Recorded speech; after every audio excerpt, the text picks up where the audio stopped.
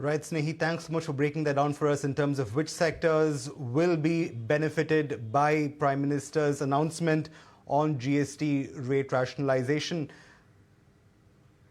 Moving ahead, we are joined by a series of guests to break down and tell us what exactly the Prime Minister's announcements mean for the market and for Indian consumption in general. Let me introduce them one by one. We're also joined first up by Mohandas Pai, Chairman at RN Capital, Harish Bijoor, Brand Guru, R. Gopalan, former Secretary, DEA and former Finance Secretary, and Veena Sikri, Indian former High Commissioner, India to Bangladesh. Thank you so much for joining us. Let me first come to you, Mr. Pai. The most obvious question first up. I'm sure many would agree, including you, that even some of the staunchest supporters and ralliers of the BJP and Prime Minister Modi have had multiple complaints about the Indian tax regime. Yes, on the income tax front, but also in terms of indirect tax collection by way of GST. Even terms like tax terrorism have been used multiple times in the past, like I said, by both analysts and even supporters of the ruling party. So a welcome announcement, no doubt, by the Prime Minister, no less on Independence Day, that the country is finally looking to rationalize something it has been planning for a few years now, but as early as by the year end. Your initial reactions to this, Mr. Pai?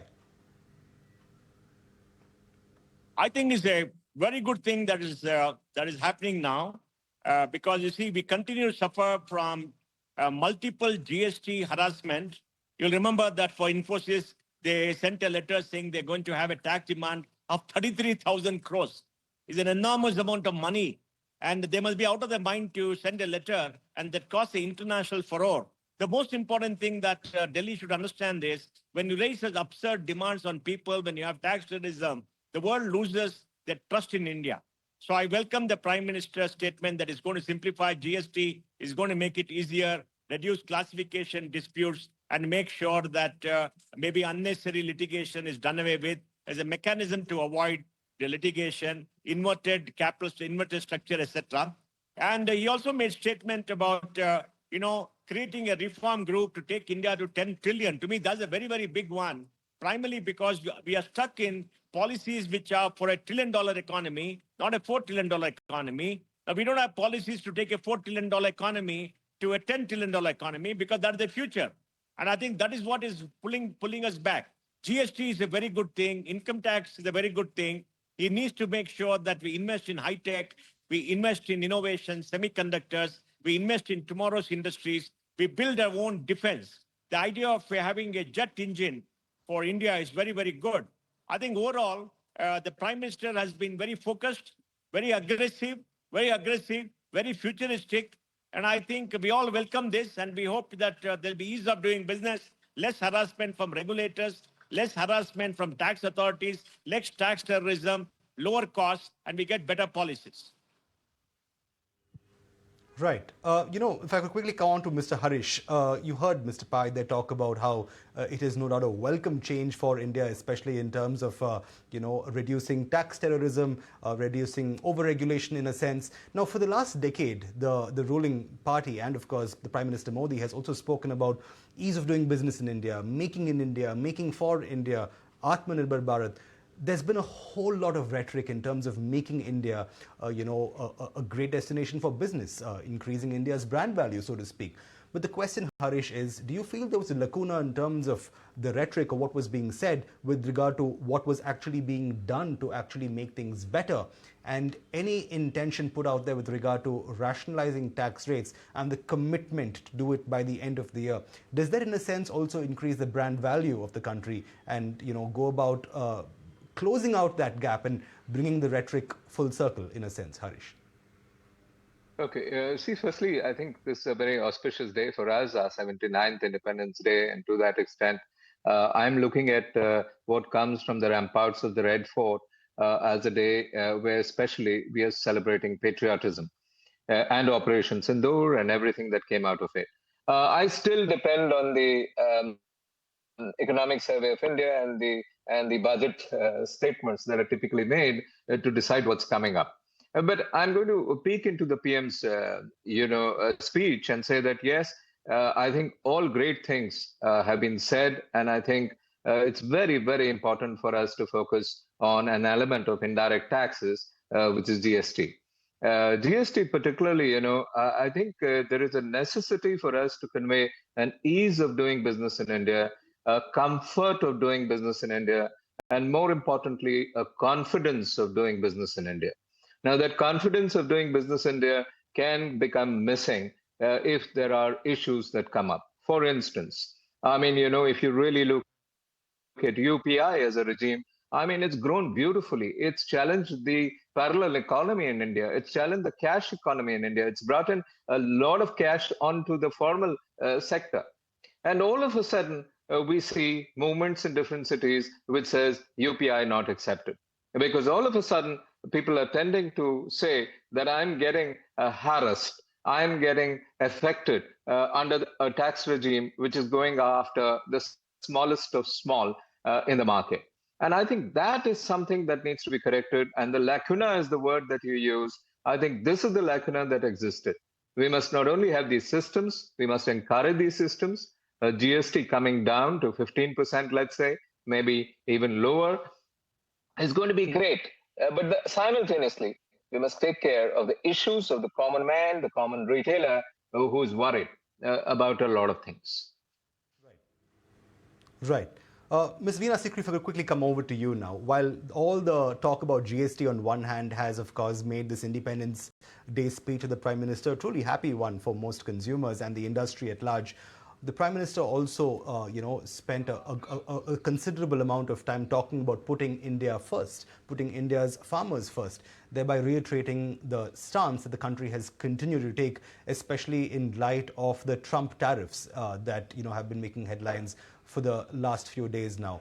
Does this throw out a clear perception that India will, in no uncertain terms, put its own national interests above all else, including the threat of what is known to be or what is being regarded as a very worrying set of tariffs, Ms. Sikri?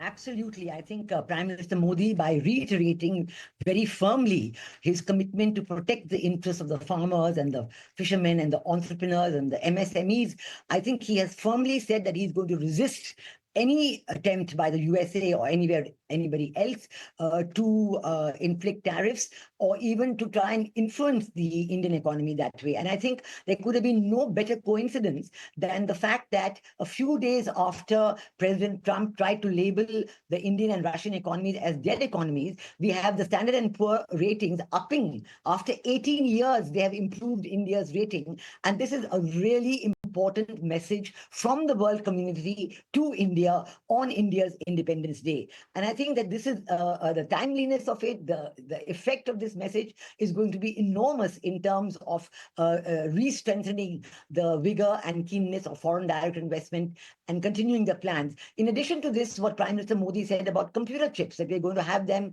by the end of the year made in India. I think this was a very important message to people.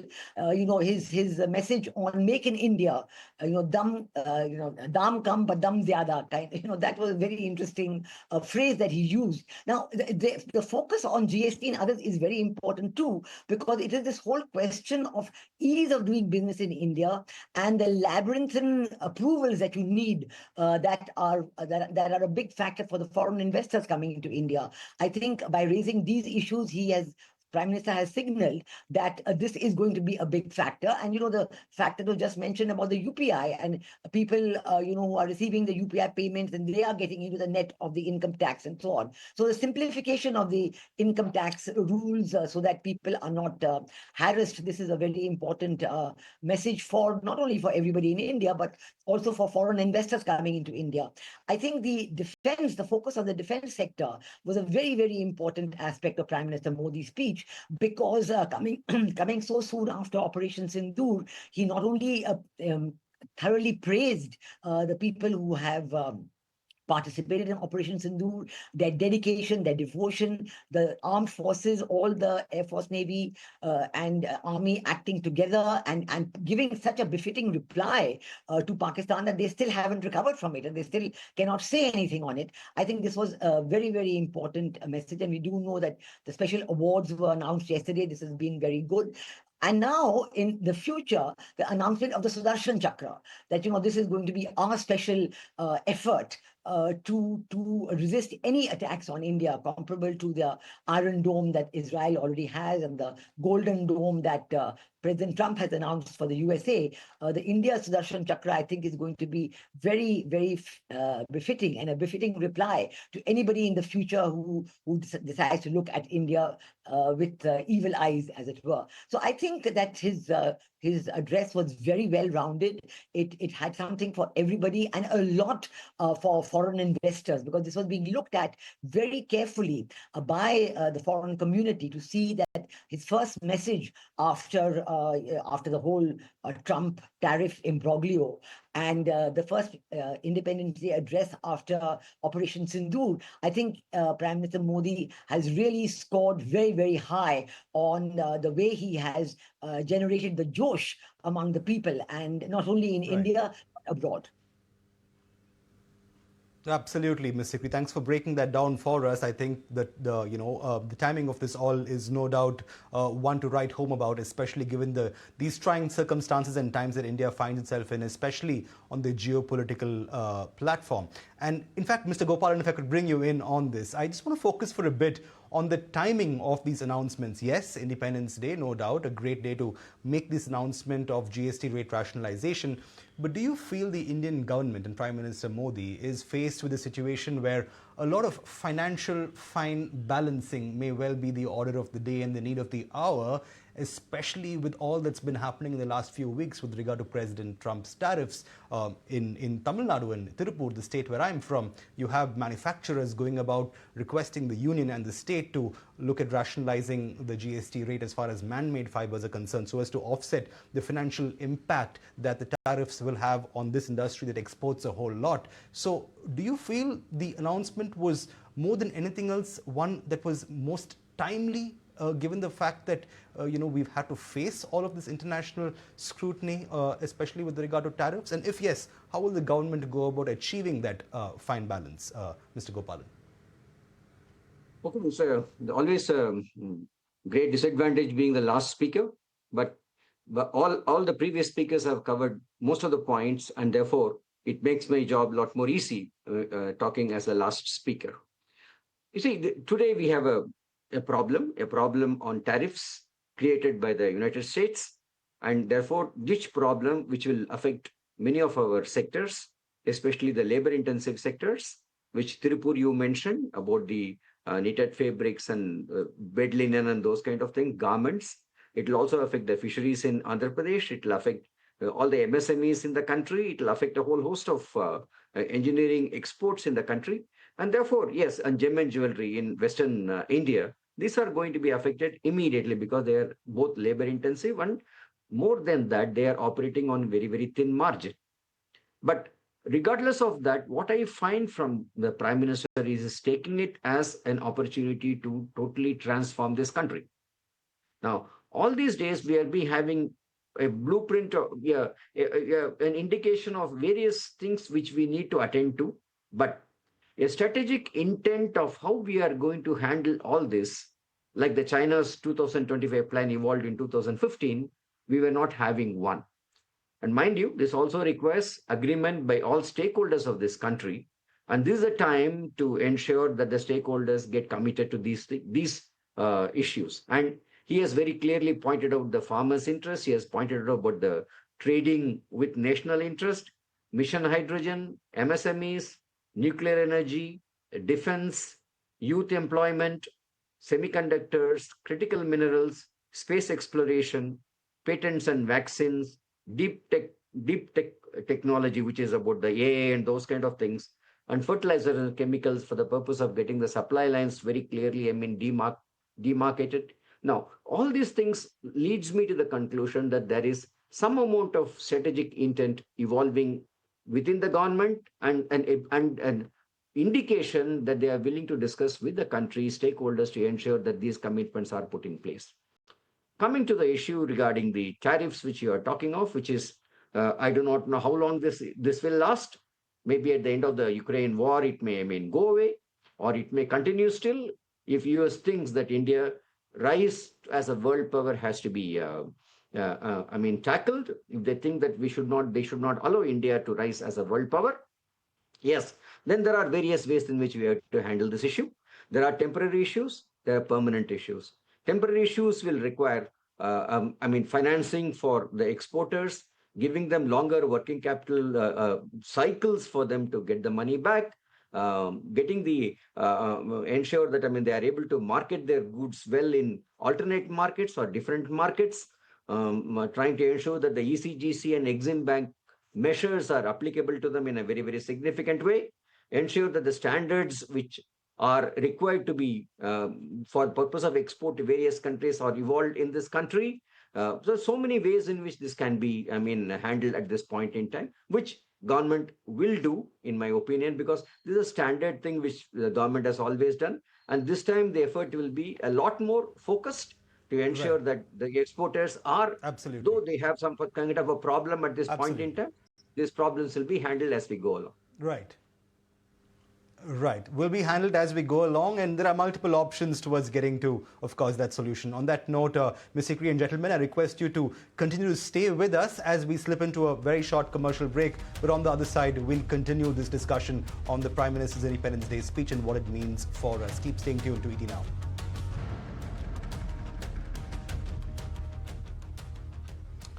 Welcome back. You're watching this Independence Day special of News Now. We're breaking down the Prime Minister's speech, multiple announcements there coming in. What was the largest or the longest speech rather for an Indian Prime Minister at about 103 minutes. Prime Minister Modi also breaking his own record of 98 minutes by a whole 5 minutes this Independence Day. We're joined, of course, on the broadcast by Ms. Veena Sikri and Mr. R. Gopalan. Ms. Sikri, if I could quickly come on to you. I know that there's been so much discourse surrounding GST rates that we've been discussing as the key takeaway from the Prime Minister's speech. In fact, the Prime Minister himself going on to call it a double Diwali bonanza for Indian consumers and the industry. But another big takeaway, in fact, early on in the Prime Minister's speech, of course, was this unwavering stance on terror that Prime Minister Modi spelt out vis-a-vis Pakistan, also going on to make mention of the Indus Water Treaty as being uncompromisable, especially in the interest of Indian farmers. Now, we're a country that's been to war thrice. We've also seen the Kargil conflict in the late 90s. But do you perhaps feel that from a geopolitical standpoint, this is perhaps India's hardest stance on terror that it's taken in unwavering terms, so to speak, at least as far as Prime Minister's speech today went? Absolutely. I think the Prime Minister's new normal that he has spoken about immediately after the Pahalgam terrorist attacks, his new normal is that every act of terror in India, on India, will be considered an act of war. Now, this is a very, very strong statement, uncompromising statement.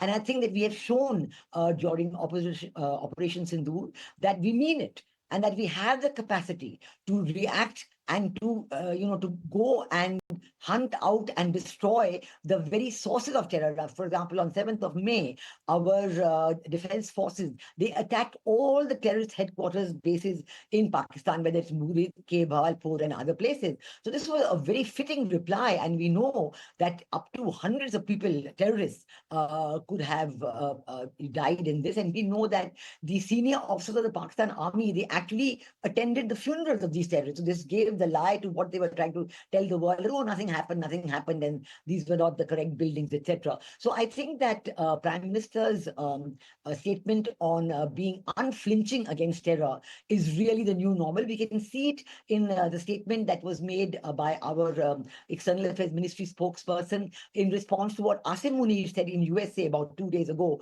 talking about nuclear holocaust and taking down half the world and so on. And we were very curt and abrupt and saying this is absolutely an irresponsible and unacceptable statement, and Pakistan should be aware of the consequences. So that is absolutely a clear cut on what our Prime Minister has had to say. And then again, when we destroyed the Air Force bases, the runways and the Air Force control structure, command and control structure on 9th and 10th of May, this has been an absolutely unflinching approach. The decision on keeping the Indus Waters treaty in abeyance is a very significant one. It's been talked about for many decades. I think at least in 2009, I'm aware way that it's been actively talked about. But each time it was always, pushed away. No, no, no, no, we can't do this, we won't do this, and so on. But now the Prime Minister has taken the bull by the horns and decided to put the Indus Waters treaties in abeyance. It really gives very signal and important messages to Pakistan and the world. First of all, we know that the Indus Waters Treaty is a highly unequal treaty. India has been suffering terribly under the terms of this treaty because, every time we wanted to do anything on the western rivers to help the people of Jammu and Kashmir, to make a more stable water supply for them, it was always opposed by Pakistan. So we were really stymied at every point. And even, the question of going into arbitration and all those clauses had made it very difficult. So now the decision to put it in abeyance and the decision to go ahead with whatever plans we have had, and these are very significant plans to develop the water resources of the eastern rivers and the western rivers of the Indus, and to use them for the betterment of the Indian people. This is very significant indeed, because it will help the people of Jammu and Kashmir, Punjab, Rajasthan, and many others. And it is a major step into assuring India's water security, because we must realize that Viksit Bharat, a developed India by 2047, cannot happen without water security. Water security is one of the biggest weak points. India has a very, very low level of water availability, really just above the water scarcity level, and we have to do this. So I think all in all these messages going out to Pakistan and the world on countering terror, on strengthening our own defenses, on Atmanirbharta, Make in India, this has been very significant and welcomed, and I can see that it has really been welcomed across the world. Absolutely. Well, absolutely. The Prime Minister there making it clear and in no uncertain terms that India will quote-unquote strike back, and also endorsing the revocation of the Indus Water Treaty, stating that India's waters are for India and its farmers alone. In fact, before we continue with the discussion, let's quickly listen again to what the Prime Minister said with regard to terror and his firm stance on India striking back as its response to terrorism. Let's listen in to that soundbite. हमारा देश कई दशकों से आतंक को झेलता आया हुआ, देश के सीने को छलनी कर दिया गया है। अब हमने एक न्यू नॉर्मल प्रस्थापित किया। आतंक को और आतंकी को पालने पोसने वालों को, आतंकियों को ताकत देने वालों को अब हम अलग अलग नहीं मानेंगे। Well, India's new normal could well be a new face of the country, one that's firmer on terror than ever before. That's pretty much the essence of what the Prime Minister was saying there. Mr. Gopalan, if I could bring you in on the chat for a bit. What does this essentially mean from a policy standpoint as far as India's response to terror is concerned? Do you perhaps expect to see the country taking a lot more action now than before? Is this going to be a departure from previously adhered to diplomacy that India was engaging in during times of conflict and peace, for that matter? Is this an either or? Can it be an and situation? Do you feel India's strong response to terror could also well go hand in hand with diplomacy? Mr. Gopalan, what's your take on the Prime Minister's announcement today? Well, this is a question Ms. Sikri will be in a much better position to answer, but I'll still try. This will indicate that, we have taken a new normal, which means that if a terror act is going to be conducted from a foreign soil, we will take it as a war. So accordingly, we will deal with it. In war, the goals will be totally different, apart from extermination of the tendencies as well as the supply lines and those who support them. We can take any number of steps to ensure that the tendencies don't reappear again, or make them temporarily, extinct for the time being temporarily before they reassemble and do. So there are many objectives that will be there to take steps at this point in time. But what is clear is that the days when we used to worry about the nuclear power of Pakistan, no, that bluff has been called. Now, what we are now very clearly telling them is we are not bothered about this nuclear threat you are dishing out to us. we know how to handle this. So don't be very, go very overboard to, pointing out this nuclear threat to us. And you know what the Pakistan Army General has said recently in US, and that also we have External Affairs has clearly, given a proper reply to whatever nuclear intentions they have got, Pakistan has got. So the point here remains is that we need to beef up our defense capabilities. The Sudarshan Chakra is one which has both defensive capabilities and offensive capabilities with network properly, focused in one particular, area where we will be in a position to handle both the offensive and defensive aspects. Now, looking into, our Navy, our, vessels, our, other strengthening of our economy, all the things will add, especially a focus on manufacturing will add quite a lot to the defense preparedness of this of this country. And critical in raw materials, minerals, getting into that area to ensure that we have self-sufficiency in that also will help defense when we are going to handle the kind of enemies which we have got. Space exploration, it has another, way of, helping us in the missiles development as we go along. So all these things, in my view, are interrelated and very well calibrated to see that we are, with the kind of enemies we have got, we will be in a position to take care of them, and at the same time ensure that our development takes place in the world and we are able to move forward, realizing our ambition of a $10 trillion or $40 trillion, whatever we may have the intention of. That kind of a goal we will achieve, but taking into account these other disturbances which can come about, and we will be capable of handling them as we go along. Right. In fact, Ms. Sikri, if I could bring you in on this and tap into your expertise in South Asia subcontinent, if I could for a bit. Does India's newfound proclivity to focus on defense and boost capabilities resort to more armed conflict in the face of terror, like the Prime Minister spelled out today? Does that mean that it could well be an either-or situation vis-a-vis diplomatic channels, which were used in the past, or do you feel both can go hand in hand? Oh, definitely, they both can go hand in hand because they have to go hand in hand. Actually, the thing is that hard power is an essential component of India's strength and preparedness to meet any challenge. Because when you're actually meeting a challenge like terrorism, a challenge like cross-border infiltration, a challenge like various kinds of, attacks on the economy, I think this kind of strength, inner strength, is absolutely necessary, and it's a combination of economic and military strength. This is absolutely vital because we have seen that as far as even defense equipment is concerned, at the critical moment when you need it, if you're dependent on a foreign supplier, that foreign supplier may let you down. Like, we saw recently now, President Trump is taking a different view. He's now, becoming very good friends with Asim Munir and really claiming, all the time that he has solved the India-Pakistan conflict, which we are resisting very factually and very correctly. So all this shows that unless you have your own inner strength, own hard power, you cannot meet these challenges. So this combination of economic and military might is essential. However, in the day-to-day exercise of relationships with countries, soft power is also essential. Diplomatic routes, diplomatic methodologies, diplomatic channels have to be used. And these are the constant.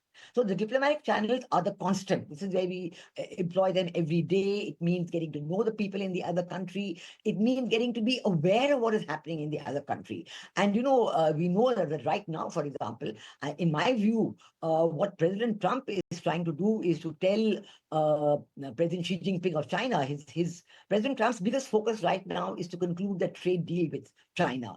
And in the interest of concluding that trade deal with China, he's giving China a 90-day pass all the time. He raised tariffs very high. He brought down the tariffs, and he's now withholding the tariffs. First for 90 days, now another 90 days. This also shows that the US-China trade agreement is not coming through at the moment. They were hoping to conclude it in the last few days. It did not happen. Now they've given themselves another 90 days. And so that is what the importance that President Trump is attaching to the China trade deal.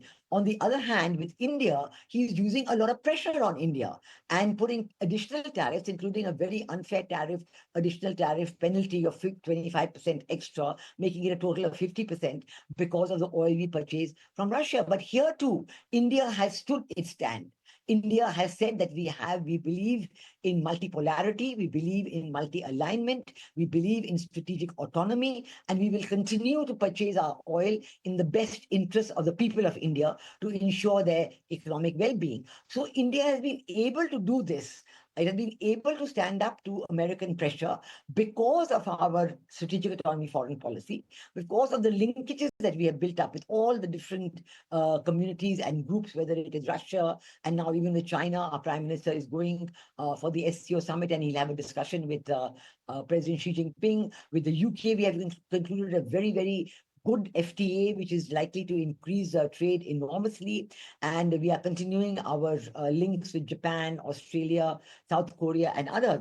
I do not know exactly what will happen to Quad, but certainly our bilateral links will continue with Japan and Australia and Philippines. As you know, President Marcos was here in India, and we saw that Philippines is interested in buying the BrahMos missile from India. And India and Philippines had a joint naval exercise in the South China Sea, which is the first time that India had participated in such a bilateral naval military exercise in the South China Sea, which invited the ire of China as well, but then we stood our ground. So I'm just saying all this to show that this is a combined effort. It cannot be put in different silos. We have to develop all the silos, but then work on them together. This is the important thing, how you bring them together.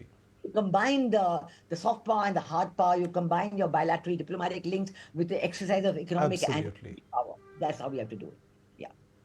Absolutely. Fair enough. In fact, let me bring in Mr. Gopalan here to have the last word.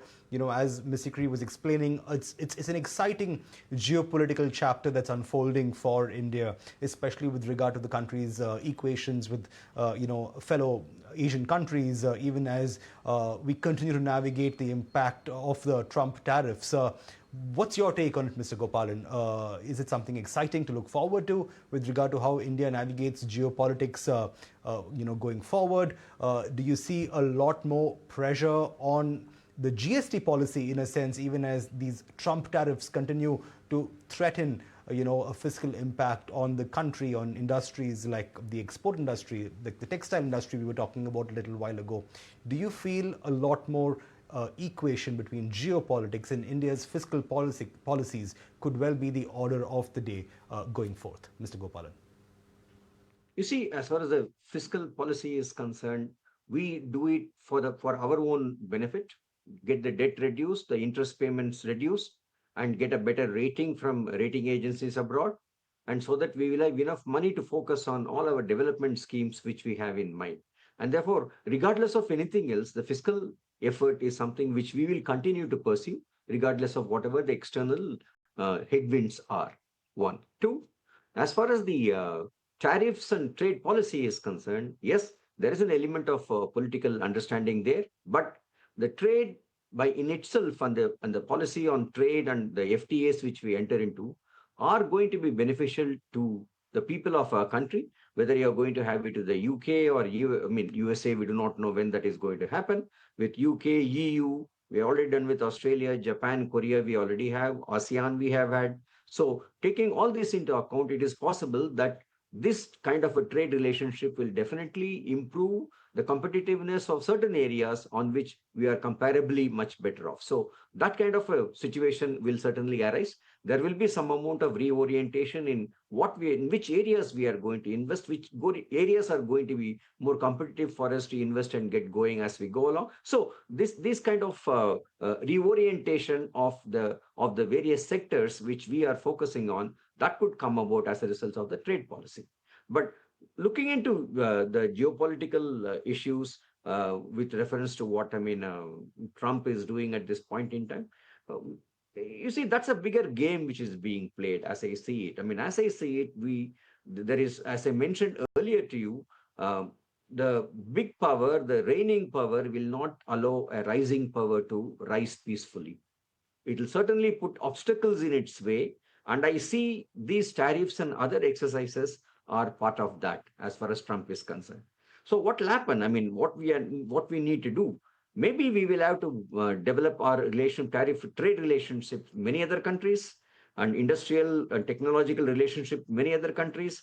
Maybe we'll have to look at, I mean, Russia and China as good markets for us to trade within the limits of the other, I mean, subsidies and those kind of things getting filtered out. Is it possible for us to get into these Right, markets more as we go along? So these are some of the areas which we'll have to look at. And obviously, the political Absolutely. inputs will always be there, but the capability, For sure. our strength, competitiveness will play a role in determining what kind of a trade deals which we are going to get as we go along. Rightly summarized, Mr. Gopalan. And like you said, let's hope that in the face of reigning powers, India's star continues to rise. On that note, Ms. Sikri, Mr. Gopalan, thank you so much for joining us and breaking down the Prime Minister's speech and all the impact it will have on both the economy and India's geopolitical stance. Here's wishing you a very happy Independence Day. Thank you very much.